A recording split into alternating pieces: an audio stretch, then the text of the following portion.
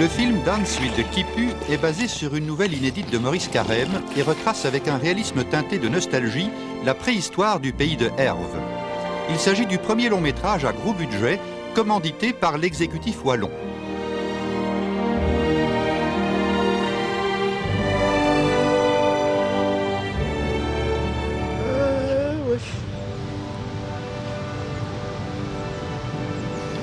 Eh oui.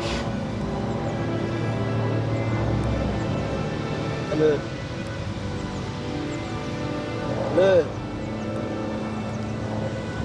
après-midi. Ben, il est plus que temps. Il faut tout doucement y aller. Disons-le tout de suite, si ce film est un chef-d'œuvre, c'est qu'on n'a pas lésiné sur les moyens. Dan Suite de Kipu aurait coûté la somme rondelette de 12 750 francs. Bien sûr, comme d'habitude en Belgique, on crie déjà au scandale. Au-delà des polémiques, écoutons le réalisateur Gaston Ronimo. Oui, bah écoutez, ma carrière a commencé, j'ai fait d'abord des courts-métrages extrêmement modernes, donc chiants et statiques. J'ai eu pas mal de succès au Festival de Mariakerk, je dois avouer. Puis alors j'ai été... Attendez, excusez-moi. Mais qu'est-ce que vous foutez avec les bisons? Enlevez les bisons, on dirait des vaches. Alors, comment tu... Et puis après, j'étais réalisateur radio au centre RTBF d'Arlon. Excusez-moi, au centre de RTBF d'Arlon. Ou alors là, j'ai animé l'émission Consonance-Dissonance. Et je me suis en fait rendu compte en Wallonie qu'il y avait vraiment un parallélisme entre l'extinction des Indiens d'Amérique et la Wallonie, donc l'extinction de la Wallonie. Taraudé par le souci constant du réalisme, Ronimo, metteur en scène en voie d'extinction, s'est entouré de centaines de consultants. Oui, j'ai été donc engagé comme génocidologue et consultant en voie d'extincteur sur ce film de M. Ronimo. À point nommé, je peux dire, car le Wallon n'existe déjà plus. Et justement, je crois que nous allons finalement sensibiliser l'opinion publique à propos de ce problème complètement scandaleux qui est l'extinction de la Wallonie. La majorité des bénéfices du film sera reversée au profit de la fondation d'une réserve naturelle où l'on pourra enfin protéger le Wallon con, fainéant mais savoureux. Et je crois que c'est une très bonne chose.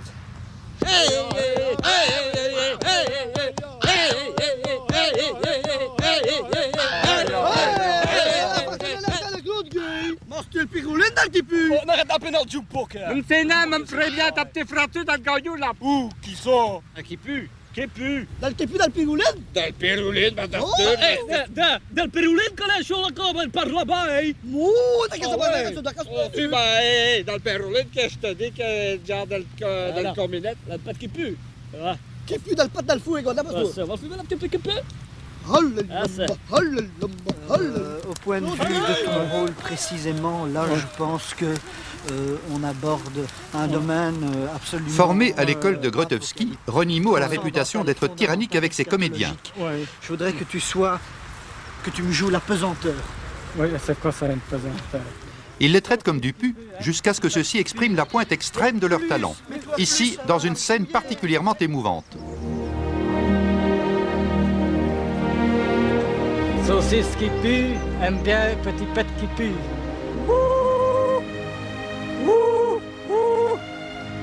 Petit pet qui pue vient dans mon tipu pour faire ce que j'aime bien. Notons aussi que Ronimo a confié le rôle des cow-boys flamouches à de véritables flamouches. Gringo et moi-même, nous sommes deux comédiens. Nous avons été engagés par Gaston Ronimo pour tenir le jeu des flamouches qui ont exterminé la vermine wallonne. Ceci, évidemment, dans un souci de réalisme complet. Réalisme. Voilà. Ces acteurs ont tenu à exécuter eux-mêmes leur cascade. Voici Dirk Begrijp, écoutant le feu.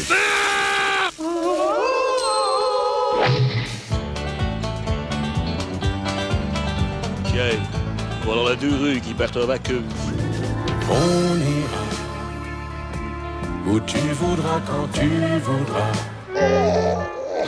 Qu'est-ce que t'as mangé, toi, du pemmican à l'escarvache. Allez, c'est bon ça? Très bon, très bon. En plus, je n'ai pas mes aigris d'estomac, tu sais que j'ai toujours.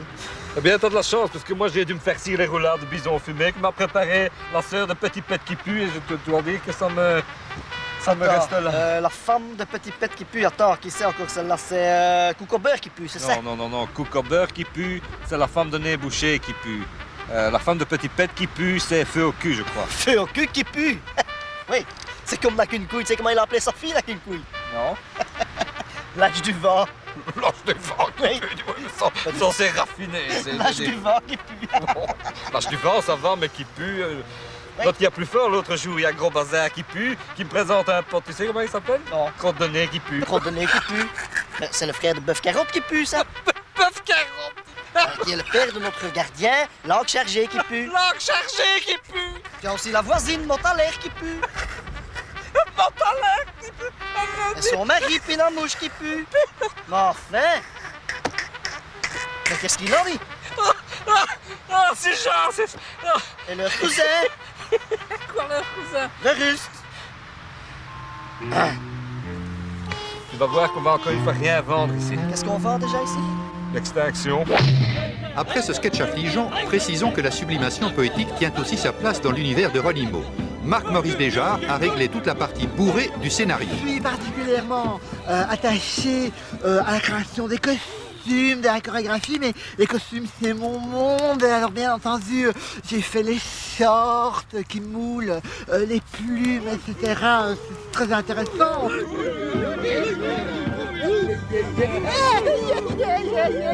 Vous l'aurez compris, Dan Suite de Qui pue est un film à éviter absolument.